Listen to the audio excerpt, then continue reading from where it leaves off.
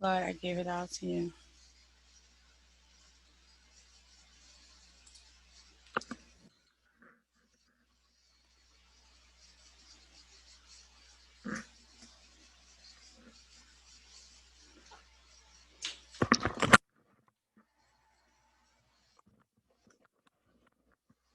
Lane, can you confirm that the sharing screen correctly?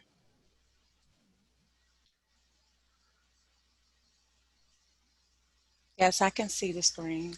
Awesome.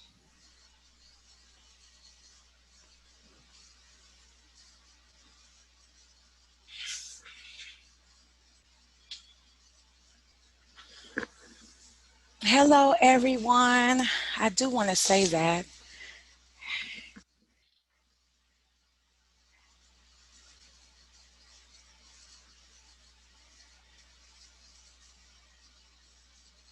Okay, so I'm gonna do the same setup, Miss Lane, but it's a lot of people still piling in, so I gotta kind of do Yeah, trying to wait a little bit so everyone can come in. well. We got a time frame, so in 2 minutes I'm gonna try to Yeah. speak, and then I'll just if I'm pausing for a second, it's because I'm still admitting people. Like now, I think we're at Okay. 39 participants and going, Okay. and I do want to get this recording Good out. morning. Good morning. Good morning. I see everyone's comments. Good morning. Good morning, everyone. Yeah, if you can handle the chat, that would be nice. Yeah. Good morning. I got us there. It's a lot of people. Yes. We already have 44, and make that 46. Yeah. It's still climbing. It's gonna be all right. Um, It's gonna be a wonderful day. but I'm just worried because the max in this capacity is 100, so the rest are gonna have to capture The uh, video. the recording afterwards. Yeah. Yeah. Good morning, everyone. Yes, it is going to be wonderful, Patricia. Computer science for all's joined. There must be faith in them. Good morning, everyone.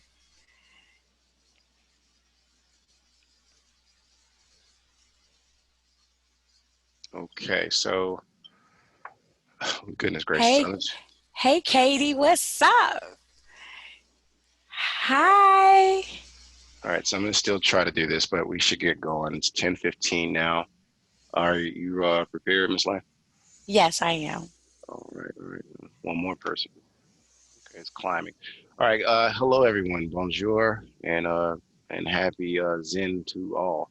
My name is Michael Tyler. I'll be presenting with Miss Lane. That's the effervescent voice you hear in the background, or talking to the chat room.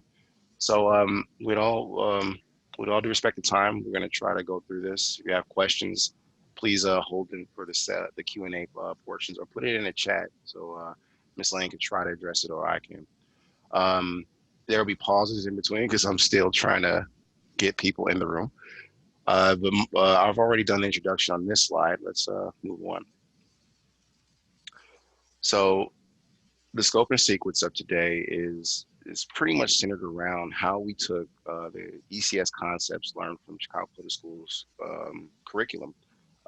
This is a rigorous training, and what I've done is I've taken pedagogical approaches that I've used in 5 years at Camelot and tried to integrate them into the classrooms of physics, robotics, and with ECS, it kind of gives the cement for understanding all these concepts. Now, I want to talk about the emphasis, but first and foremost, the Miss Lane, who's on the line, she's a new teacher at Camelot, and she took to the ECS curriculum very quickly. And she'll be introducing all the concepts she's pretty much went through with her students shortly. The emphasis in this presentation is going to be on units 3 and unit 6, and it covers a hybrid form of instruction via distance learning, and we'll talk about how the timeline went for that. There will also be some entrepreneurial concepts that we had students investigate in order to give them more access to post-secondary endeavors. A lot of our students don't always want to go to college or the military, but they might want trade or vocational. So this is a lot of centered around career technical education readiness.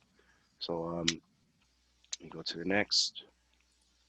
So this is, what it's like a recipe. It's a cookbook, the ECS curriculum, and been using it for going on 2 years now. I work at Camelot Excel Academy in Southwest, and it's a partner school with Chicago Public Schools, and we take students through a lot of social emotional events and also activities. So these are units that are covered in ECS curriculum. At the link below, and I think the slide deck was shared on the SCED or the website. This gives you access to a copy of the ECS curriculum, so you can review it and probably integrate it, because it's not just for high school. It actually helps all grade levels, in my opinion. So without any other understanding, let me go back for a second because I forgot to mention something. Units 3, there will be emphasis on web design by Ms. Lane and myself in my attempts with students. And Units 5 will be computing and data analysis for Ms. Lane, and she'll discuss that in great detail. Unit 6 is robotics, and I'll talk about how I integrated concepts from ECS into the physics or robotics arena. Now, a little bit about myself. Been running the gambit of industry. I'm not a traditional teacher. I come from a lot of different backgrounds. So I have my CTE license, and I try to take concepts of that to change students into the pathways of the IBEW, some type of unionized job, or some type of access to just employment and suitable employment for our students. Uh, uh, just recently won Teacher of the Year, and I did it in the past. Is actually the second time, and all of my information is on the slide if you choose to want to review it. And without further ado, Miss Lane. Okay, first, I just want to do a sound check. Okay, so Carla says that she can hear, and Mary, you said everything is fine. You can hear fine. That's great. Zoom we were working with Zoom. My name is Tiffany Lane. And let me bring the camera on because I like to see everyone's face, or I like you all to know that I am real. So, um, so my name is Tiffany Lane. I'm a graduate of Chicago State University. I also was a part of the NSF noise teaching program at Chicago State University. I'm currently the biology, chemistry, environmental science, computer science teacher at Camelot Excel Academy Southwest. I previously also was the biology, chemistry, physics teacher over at Ombudsman. I also was a substitute teacher for early childhood and in elementary school through childcare careers. I started in Texas and then I came here. Um, Next slide, please. Okay, when I started third quarter, when I started third quarter, it was pretty much the traditional way that we started our classes. I was using a textbook, PowerPoint, Smartboard. It was all in class or in build instruction. We did collaborative group work and problem-based learning based off of what the book content. Um, and right like in the middle of March when everyone was assigned to go home, the biggest thing that I was trying to do then, because I was thinking it was only going to be like a couple of weeks, right? So the biggest thing that I was doing then was making these huge PowerPoints. Some of them was like 100 and something pages long or slides long. So the kids can have their work or have like a idea of a book so they can study from while they were at home. uh, what I found, I, I, believe it or not, even though they got the packets or received packets for them to do while they were at home, we still had issues where some people didn't live where they, originally was, and some people didn't have computers. So it was still a huge adjustment into trying to address some of the different levels of technical um, difficulties that our students was experiencing. So by the time we go into fourth quarter, I try to make it more so like a article. I tried to address COVID, but because it was such a big thing in my students, I tried to address it in a way that provided knowledge to what's going on within the body, and then also to not stick so strongly on COVID, but also to pay attention to other things that was going on in our society is our lakefront erosion issue. So you'll see, if you see the hyperlinks, if you click on the hyperlinks would take you to different articles that were talking about how we lost two beaches because of the erosion issues. And all this teaching at this point in fourth quarter was completely online via, first we started on Zoom, and then CPS had us to navigate over to Google Meet, and then we ultimately went to Google Meet. The difference at Google Meet and Zoom is the collaborative group work change. In Zoom, I was able to put them in breakout rooms. And then when we were in Google Meets at the time, they did not have breakout sessions. So then it was like independent collaborative. So I had to use a spreadsheet that everybody used at the same time to try to get us to interact other outside of a class discussion. And then I still was trying to utilize the book. And I had to also evolve my lessons to include some of the things from our spreadsheet. Um, so next slide, please. Thank you so much, Michael. So these are some of the abstracts that my students um, had experience. I mean, had a chance to show like some of the students' work.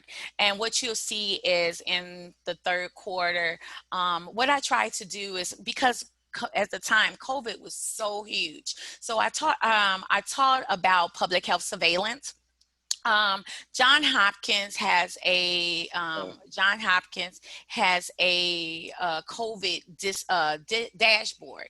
So in the COVID dashboard, you will see that the I'm sorry, because I had computer issues early today, and I don't have control over, but I like to talk and show. So you could put the link that you're talking about into the chat, Miss Lane, if that helps. And you do have a quick question by Katie in the chat. Which two Okay. beaches did we lose? Okay. Oh, I'm okay. Katie, you said what two beaches? In Rogers Park. In Rogers Park. And this is the public health surveillance. So our public health surveillance is the way that we are tracking COVID-19. So I introduced public health surveillance to my students so they can know what that was. Also to take it off to lessen the severity of it, or to make a little light learning experience out of it, I had all my students to act as if they were epidemiologists, telling them what were epidemiologists, and I gave them different case studies to to pull out information, extract information, and ultimately find out what the disease was. Because I wanted them to notice that in the public health surveillance, some areas had computers. Like, some people have computers now, and then I also wanted them to know that in some remote areas where there were any computers, this is a idea of a suggestion of some of the things that they may have done, where epidemiologists will go visit someone's home based off of getting a report that this person was sick or experiencing some different symptoms that was from the norm. So if you go into our resources, you can click on the case studies, and you can see that. As far as the environmental issues, I gave the students some articles. They watched, and I gave them guided questions on how to pull out information or different questions from the different articles articles and from the Chicago lakeshore erosion issue, and they made a storyboard out of that. So if you click on that, you will see their storyboard that we use. At the time, it was a storyboard that, and I paid for it, so I wouldn't suggest that to anybody else. But at the time, it was worth it, and it was a way for students to learn and be engaging in actually what they were doing. And then ultimately, I had the students take all the information that they were receiving, and they know from COVID that they experienced it, and write their own COVID storyboard. And then that's an example of one of my students doing that. Can you go to the next slide, please? So my structural strategies, which are constantly evolving, I wanted to address several things. I wanted to address how we were having the social injustice situation, that the looting, and I wanted to address problem solving. So how students can address problem solving. I also wanted to address the COVID, none of these things directly, but I wanted to address the thought processes of how they were, how they may have or thought about things. And then I also wanted to make sure that I was providing them with skills that they can lead into some type of employment. Um, uh, that would be when I'm like doing my hybrid version of the ECS curriculum, as far as computing and data analyst. I also wanted to make sure that when my students left my class, I wanted them to have a skill that if because we also talked about how Walmart, during this time, Walmart was saying that they were opening their first store without cashiers. So I felt that it was very important for us to acknowledge that not only are we in the house, that we have this pandemic going on, we have a justice situation going on, and we have a big place, a big major employer, Walmart, and then Target said they were following that. As saying that they were losing, or they were going into being cashier less. These are some of the things that I wanted to acknowledge, have my students knowledge to keep their focus, so we can ultimately work on them having some type of skill that they can utilize in the future. So these are some of the problem solving, having each class. So what I had each class begin with a topic, and I had them explain the importance of the topics. I utilized kinesthetic activities to get students involved in the assignments, and I gave them real life issues that were present with the in content of the social relevant issues impacting our communities. The computer and data analysts, what I did is I introduced Google Slides and Excel to them, and I provided reviewed how data can be used for making a case or discovery. Students worked on problems that would help them define and can be individualized, and then they learned how to do bar charts and line charts and scatter charts and etc. I also thought it was very important for them to know how to broadcast information in different ways. So some people, ideally, if they had a computer, they was able to go and do the work naturally, so just by uploading and doing the work. Some people, a lot of my students were still on a cell phone, so they wasn't able to do that. And then I wanted them to be able to know how to develop a story and do a peer review, how to accept criticism, how to give criticism, and also know that when you give criticism, you just don't give someone something bad. You also give them a suggestion of something good or something that they can do, or you say something nice as well. I ended with my class with my students doing a practice tutorial. Well, they created their own web page or website. Can you go to the next slide, please? So how did I do that? structure is everything. Structure is everything. And I took a class at Stanford University.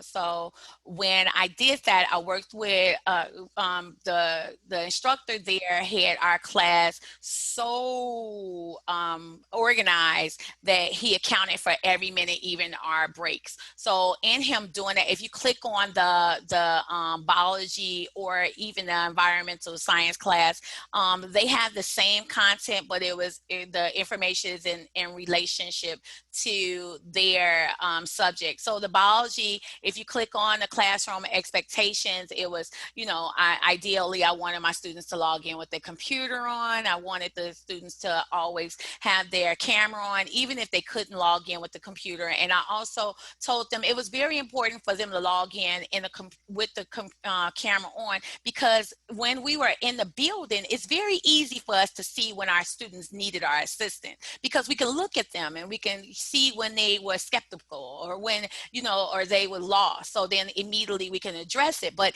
if you're on camera, if you don't have your camera on, I don't even know if you're there. So having the camera on was very essential in that. Also, the class schedule.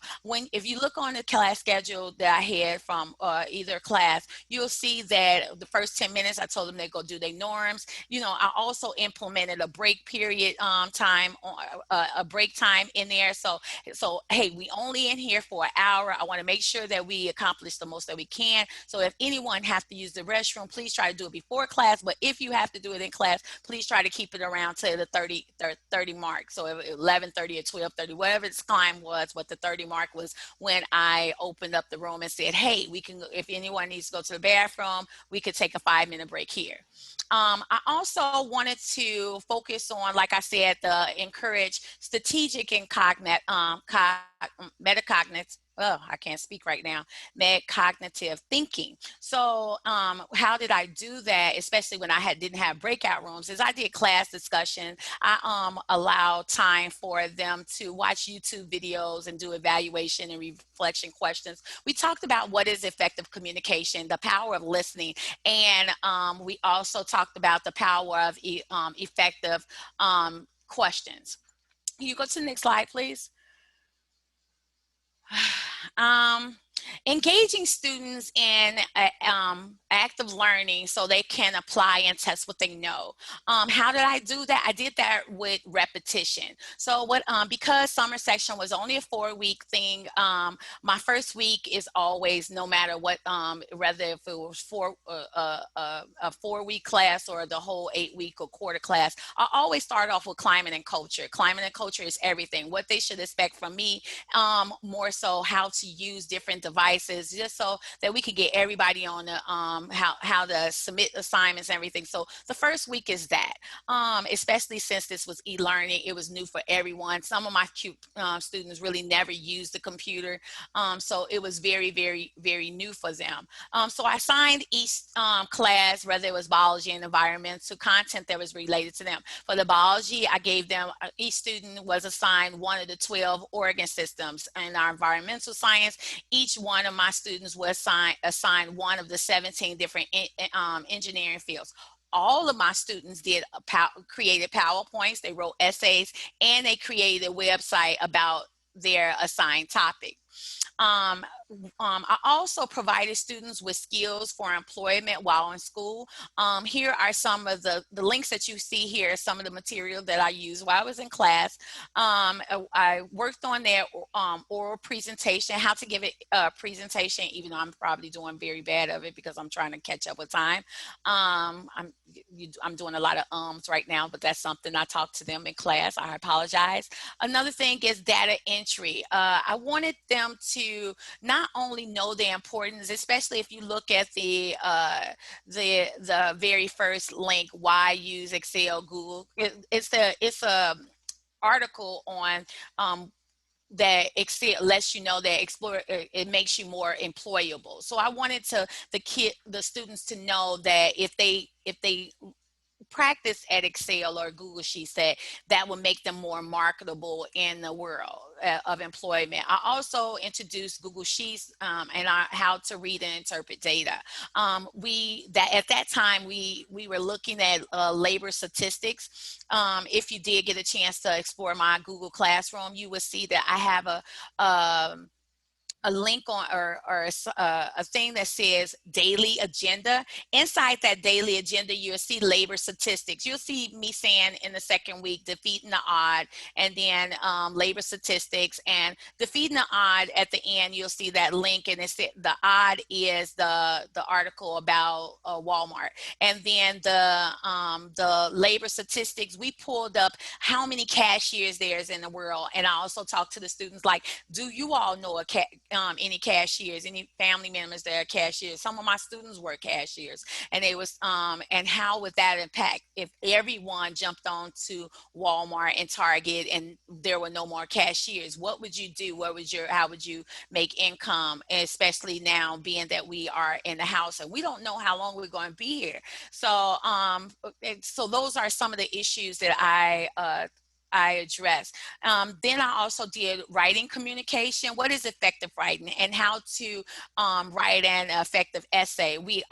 How I did my essay writing was more so I told them what was a peer review. We went over what the guidelines of what a peer review. That's what that link is. If you see that the guidelines of what a peer review is, and then I wrote a couple of articles or paper essays, and then I submitted it to this class with potential errors, and I asked them what of these essays don't line up with this step-by-step peer review guideline. And then they assessed it, and then I said, those things I want you to watch for as you write your essay, because there was a limited time for them to go back and do drafts because it was only 4 weeks. I approached it by giving them already a essay that I would say that wasn't completely correct, and had them correct it, and ultimately that way they were able to learn how to better improve when they were writing their essay.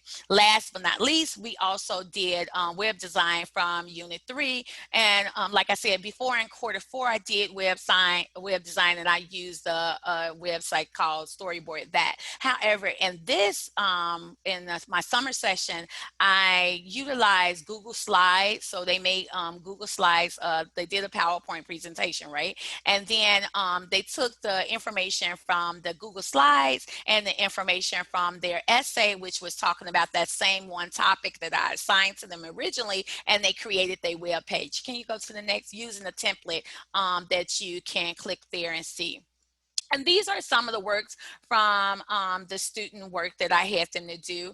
Like I said, it was very important for me to address and talk about their thought process. So if these are the first 2 assignments is some of the reflection or videos, because I had my students submit work in different ways. Some of it you might see if you click on there is a video. Some of them might be audio. Some of it might be handwritten. Some of it might be a document, or it might be even a PowerPoint. So there were various ways that they can submit their work, because depending on what was available for them, I just wanted them to do it. How they did it, it didn't matter, just as long as the task was completed.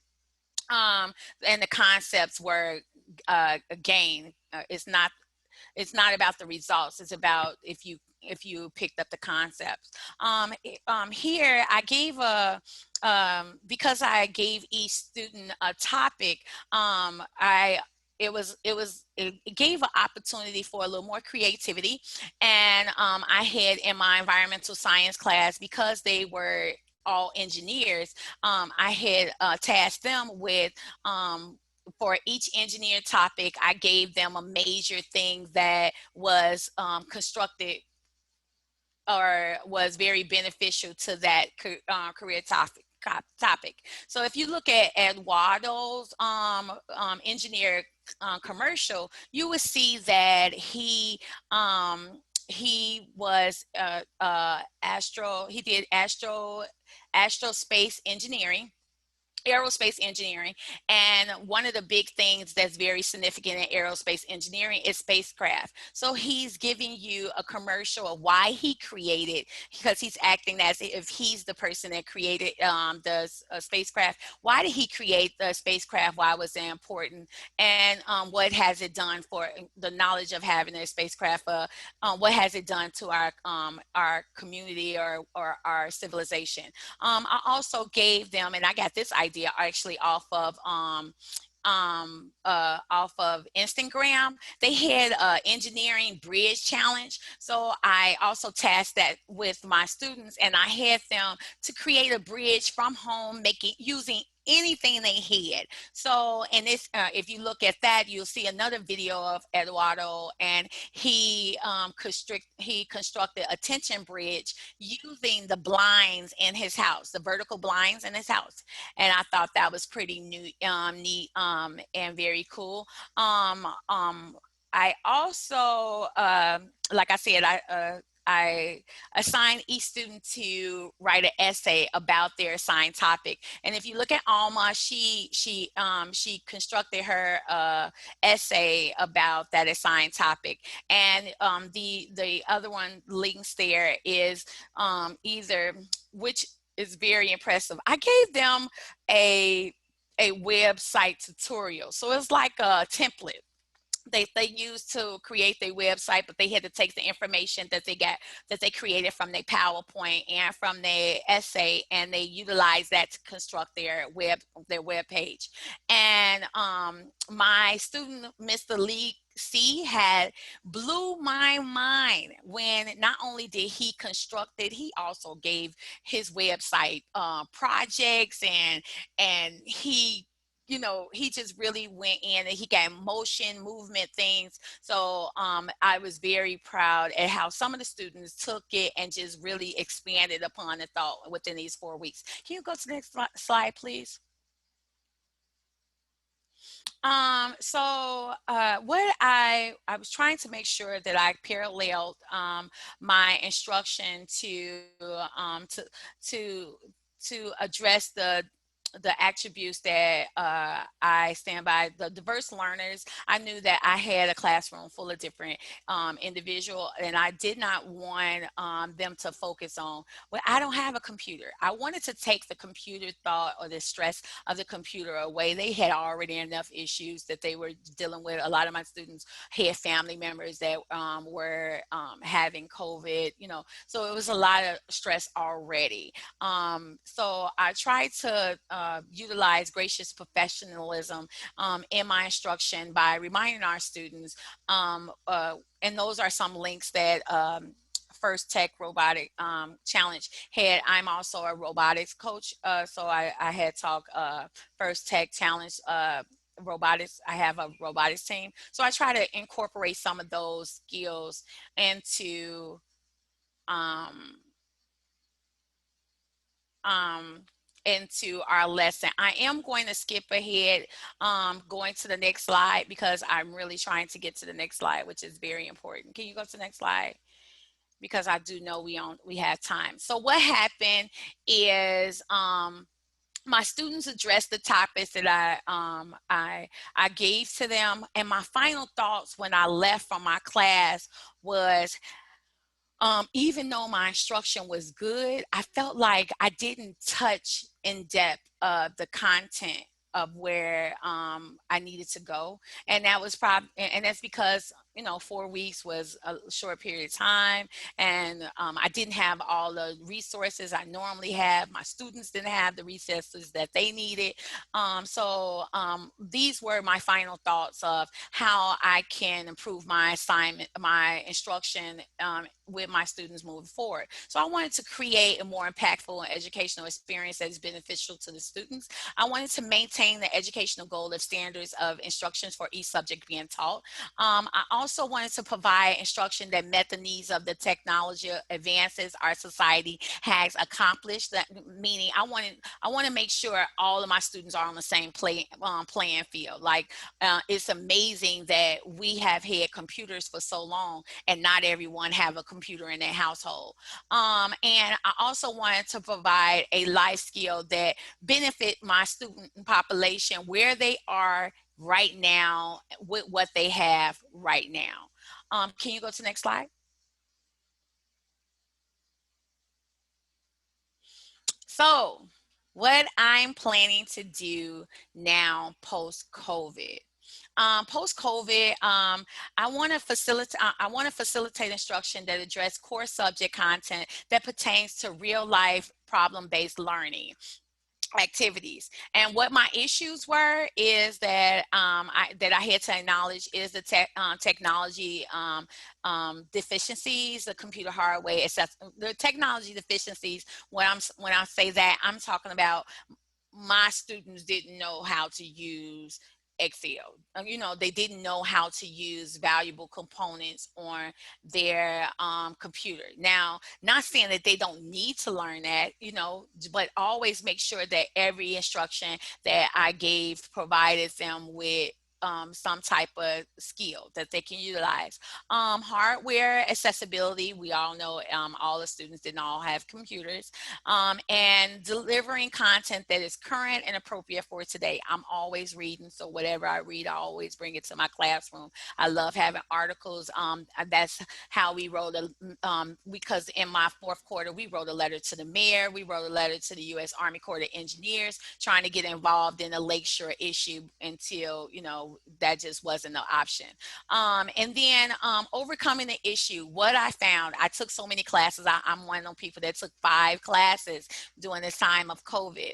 One of it was real estate, but the other 4, aquaponics, all type of things, to try to come up with a new way to address some of my students' issues. A lot of my students were having, because they stay in the south side of Chicago, there's a lot of food deserts because of the looting. My students didn't, some of them, they don't have cars, so they couldn't get to some stores. So food is a very big issue. So if you click on the Arduino Grove Beginner, that shows you a short 1-minute video of what that is. The kit, if you click on the kick, it tell you how much is the kit.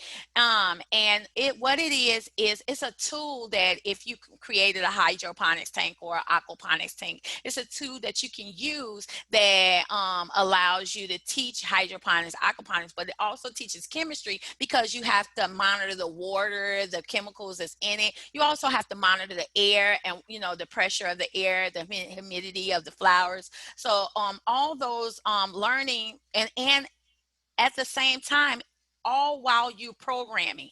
And get this, from your phone.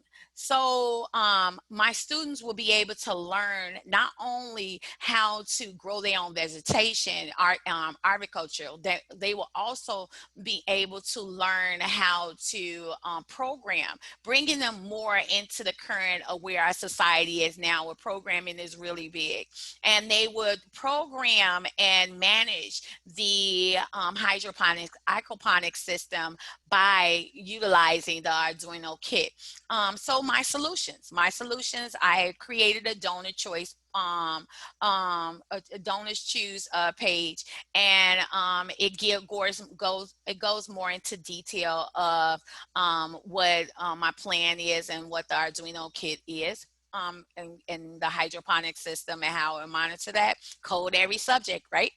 And then if I don't get a chance to give every student the Arduino kit and have them create their whole hydroponics tank that will evolve into an aquaponics tank, then I would just utilize my single system and broadcast it over webcam so they can see it. But I really wanted my students or our students to learn how to grow their own food, and I also wanted them to learn how to program. So the Arduino Grove Beginner Kit provides an opportunity for that. Can you go to the next slide? Anybody have any questions?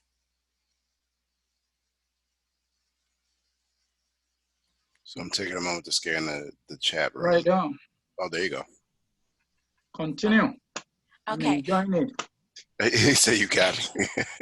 Okay. Okay, so now I'm going to turn the tables over to Mr. Tyler, and he'll tell some of the things that he's been doing third, fourth quarter, and over the summer to engage his students and during the COVID times. Oh, excuse me before you go. I don't know that you finish your presentation there. I have a question. I am dealing with the low level grade, third and fourth graders. What's the best way to apply these apps to get them, as you said, they don't want to get up in the morning to log on. They don't want to, they always cut off their videos, so I won't be able to see what they are doing. So until I ask questions, and they don't answer me, I'll be calling them one by one that you are sleeping, get up, answer my question.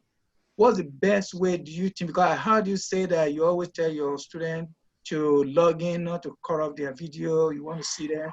What's the best motivational way that you can apply this to the lower grade level kids? Great question, Ms. So Lynn. great question, Thank and you. I must tell you that I am a bug. How what I mean by that is I call all my students. I call all their parents. If they have a different phone number, sometimes I call the parents and I'll text and they'll give me their child's phone number. So then I create a group message, and when I tell you I text my students every day. I text and then I call my parents every Thursday was data talk to let you know where your student is, where your child is in my class, what assignments that they have that day, and what assignments they have coming up. So it was a lot of work for me because, mind you, I'm scaffolding for my lessons, and then I'm also doing a lot of communication via the text message, and using also our school has SB. We don't have Google Classroom. We have SB as our grade book, and I utilize SB also to communicate with our students on what work they need to be done. So I can't literally, I want to say, just calling them every day and texting them every day. And the only students that weren't successful is the ones that I just could not get them on the phone, or their parent just was not involved. Yes, one more quick analysis. I teach in the Inglewood area. We have what we call Class Dojo application that connects all the parents. But the problem we are running into is that the parents are not having enough data on their phone, on the iPad, so it cannot sustain them for a longer period. Even if you text them, you have to find the correct number to text, if not so to come back uh, not connected. So that's one issue, and the board just brought a training out that we all went through, virtual learning security training, that they say you cannot text any student, you cannot email any student, you have to go through the parents. So that's another thing that when we go back in now, it's going to give us a headache to be able to get on this key to get on board. So Well, yeah, that sounds, especially since you can't text, but you can call the parent.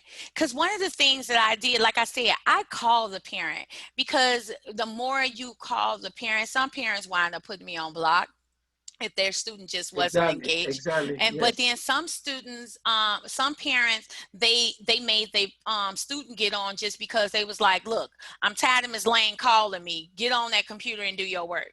So I had a couple of parents that did that, but there were some that put me on block. But I did do a lot of phone communication. There was no way, because if, for a long time my students thought that the pandemic mean no work.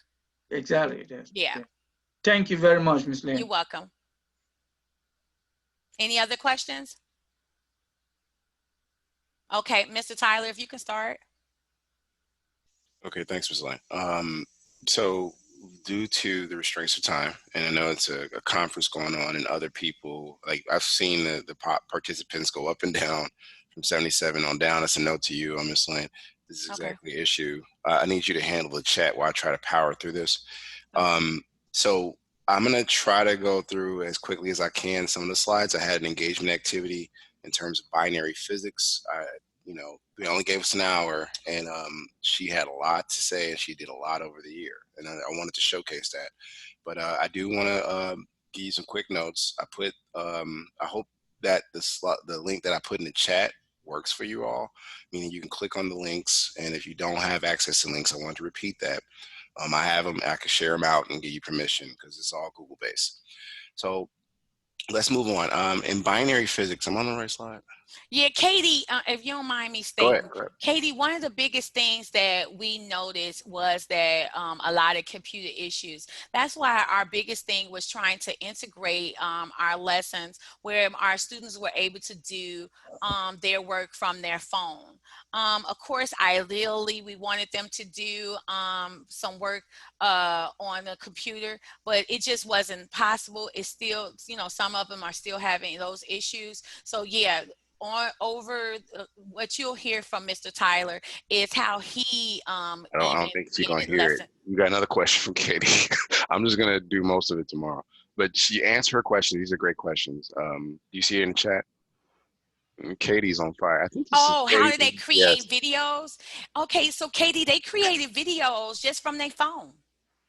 Yep, that's they very cool. like how they take pictures and take videos. So they created the video. I gave them a time limit of how long the video should be, and then they were able to just upload the video into our gradebook.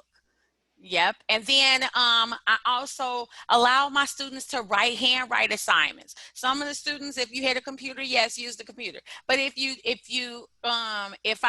if I knew that you didn't have a computer, I didn't want that to be a barrier. So just write it. Just write your assignment so I can see that you have the knowledge. And like I said, I did a discussion, and then you believe it or not, Google has been very great to us because you can utilize Google Docs and Google Slides and Google Sheets all from your phone. So my students were able to create things using their phones.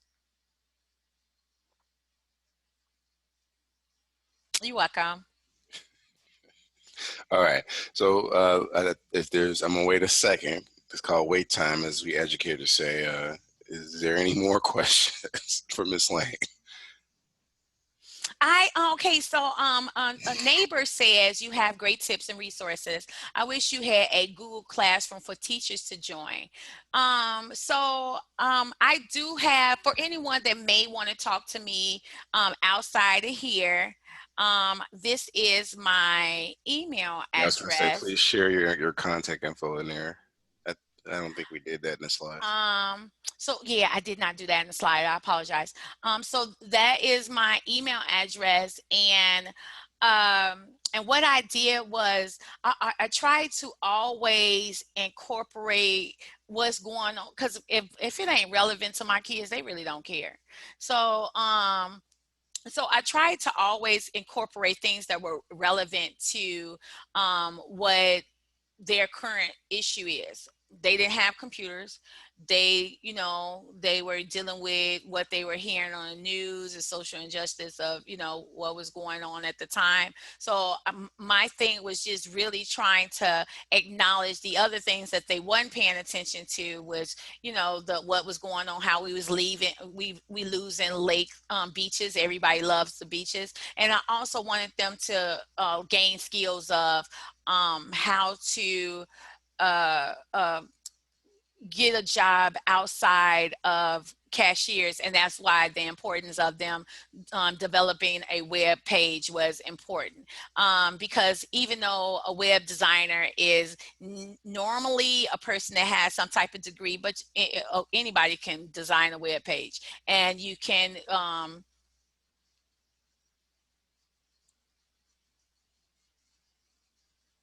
well, no. So the web page that the students created, no, they created a web page the material that they were completing.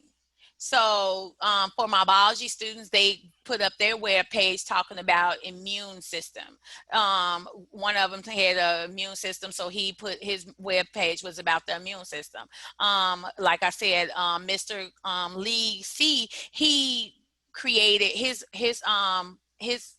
subject or topic was engineer. Could you click on that so they can see that? So they can, if you can click on Lee C's, yeah, Lee C's web page right there, assign right there. If you can you click on the link?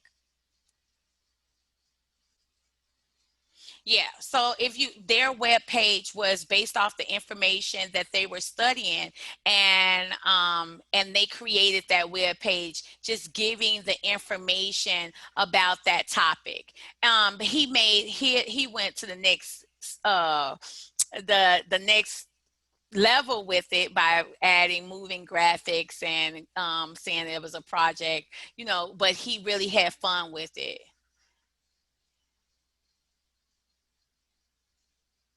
And I wanted to add to that. This is not illegal if the students, I think it's the Free Information Act or something, but it's not illegal for students because that's kind of what I was doing. Well, I'll talk about it more tomorrow, where students were able to delve into the entrepreneurial skills side of things, where Right. they'd be like, okay, I want to do a patent. They didn't even know what a patent was. I had to explain that as a Oh, and I scientist. didn't put the web page up. All my students develop their own web pages. And if you look at the web pages, his name is not on it. Yeah, it's just the information that he put up is up. Yeah, in relationship to his content.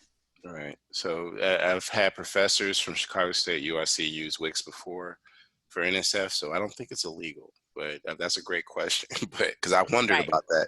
But no, because when my students were trying to do Scratch projects and I wanted them to embed the code of their project from storyboarding into a website design, they had to do it from the entrepreneurial side. We tried We3 Schools, which is listed in the ECS curriculum, but that's just to get the students. Now I use that too to understand how to develop HTML code. But when it comes to like publishing and setting it up so it can be viewable to the world, that's where we use that. So I don't know if that's illegal, but yeah, we And did put web pages up. Go ahead, Ms. Lane. yes, and to address Miss M. Anderson, yes. So because my students are, all type of it's a vary of different learning styles that we had.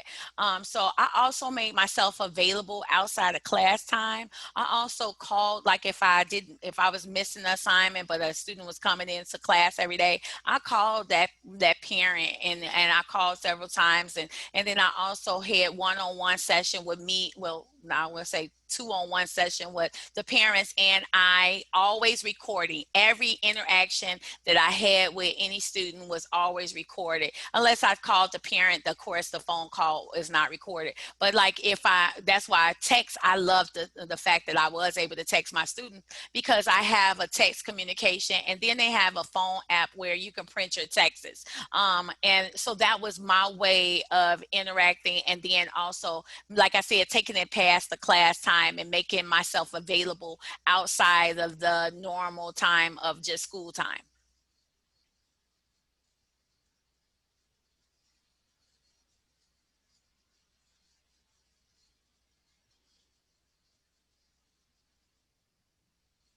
Katie responded. She says, "I love that.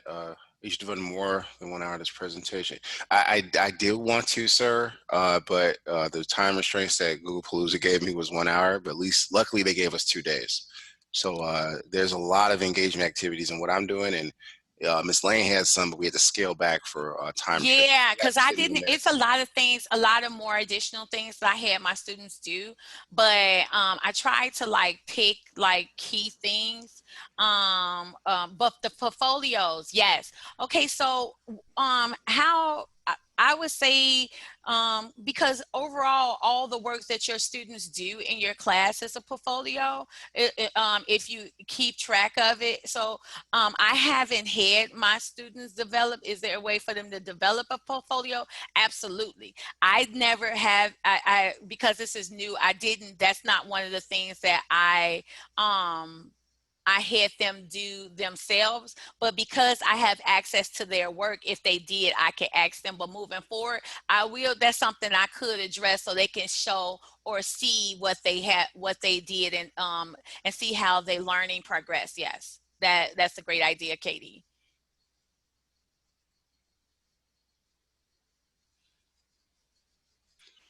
Yeah. So we got okay, 11:06. She said thanks. So it's 11:06. I can't possibly cover what I was going to talk about in a few minutes. Yeah. So, So we're going to do a part two tomorrow. I kind of planned this as I thought about it, and it was nearing. And listening to her rehearsals, I was like, "Yeah, it's gonna be a 2 day thing," and I was glad it was there. But if you can come in tomorrow, I'll go through the. I'm the robotics, computer science, and physics teacher at Excel Academy of Southwest, and she's environmental science and biology.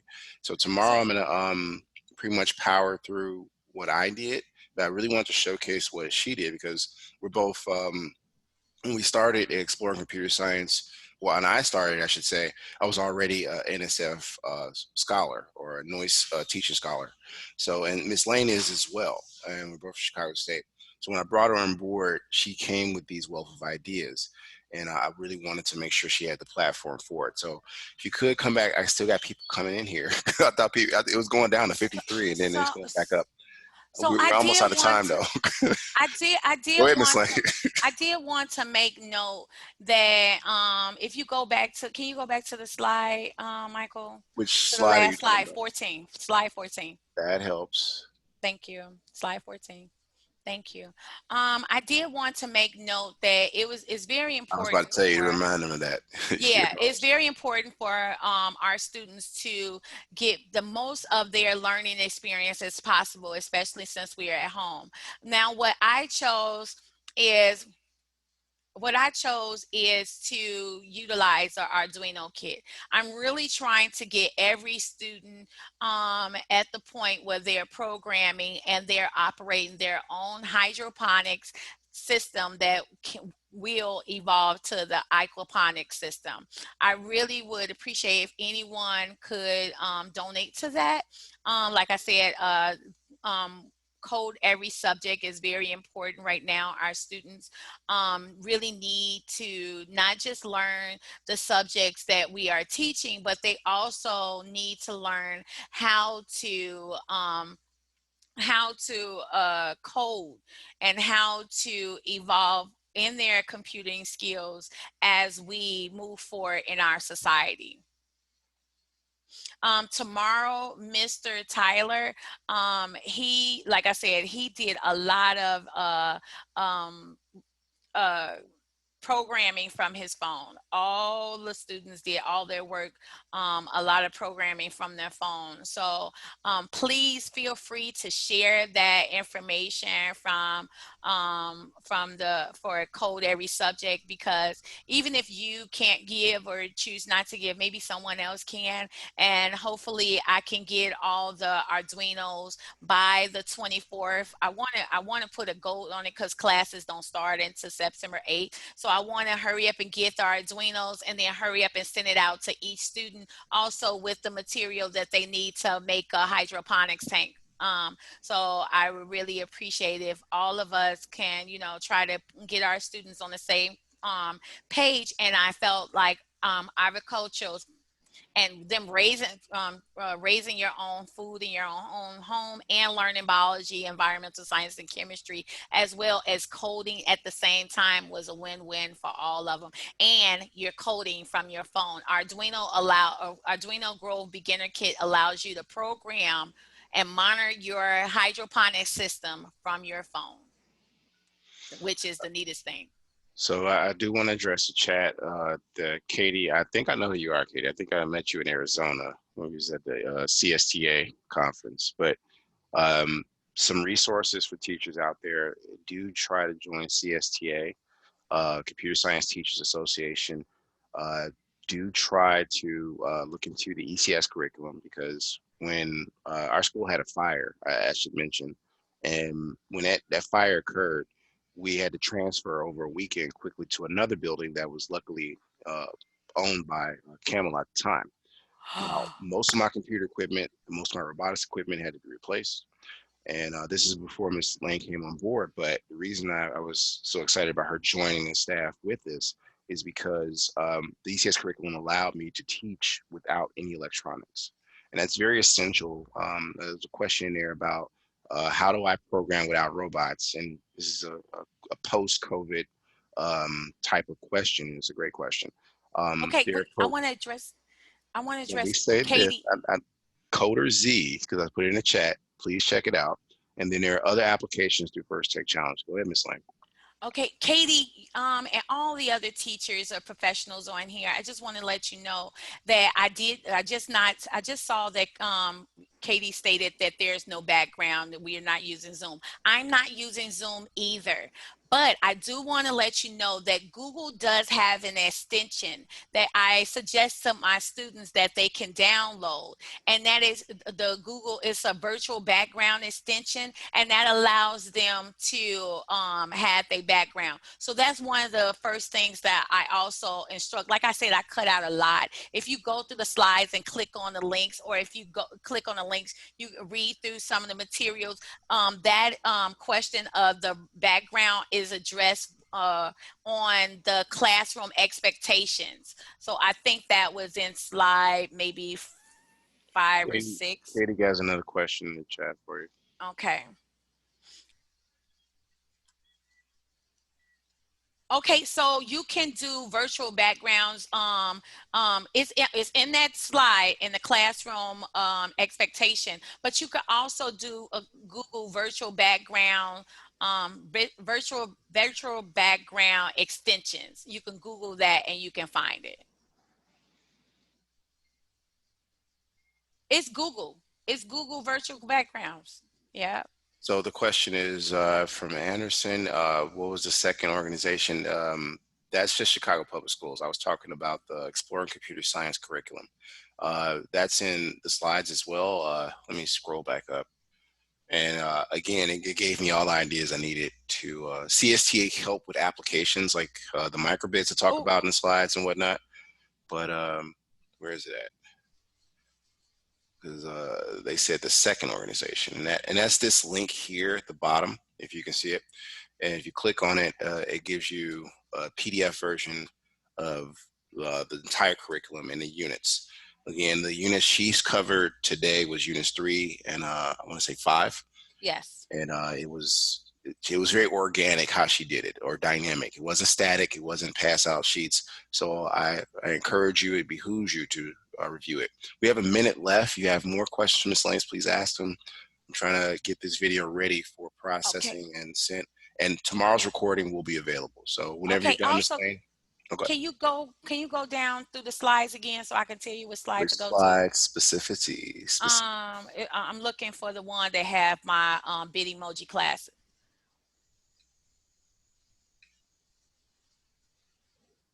Go to the ones that right here. So if you go to the hey Nick, how you doing? If you go to the Bitmoji classroom where they say classroom extensions, in there I give details to the students of how they can get the virtual background. So it's in the Bitmoji classrooms, and it's under where it says classroom expectation.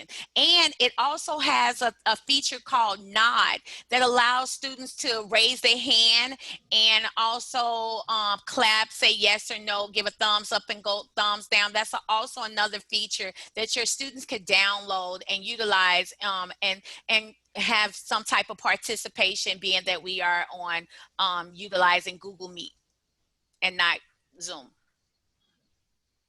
If that helped anyone. It did. I'm seeing thank yous and nice, and I'll see everyone tomorrow that's here. There is a participation capacity of 100. Miss Lane will be here for questions in case you have more. I'm gonna try to have her go through it expediently this time tomorrow, and then I'm going to try to go through the engagement activities of what I did online with students. I do hope you enjoyed the presentation, and the recordings will be made available soon. Ms. Lane, final comments? Again, I'm going to put my email address here. And if anyone would like to have any questions with me offline, please feel free to contact me. And it's always, teamwork makes the dream work. And I say we are one huge team. So I would love to be an assistance to any one of you. And if you have any suggestions of how I can make things a little more better for our students, I would love to hear your suggestions. He said, not going too fast. He's fantastic. All right. I hope I see you tomorrow, sir. Thanks for the experience, Sherry. No problem. Whatever helps the district out. All right. So it's like 34. I don't want to be rude, but I will see all you guys tomorrow. All right. Take care. And Zen.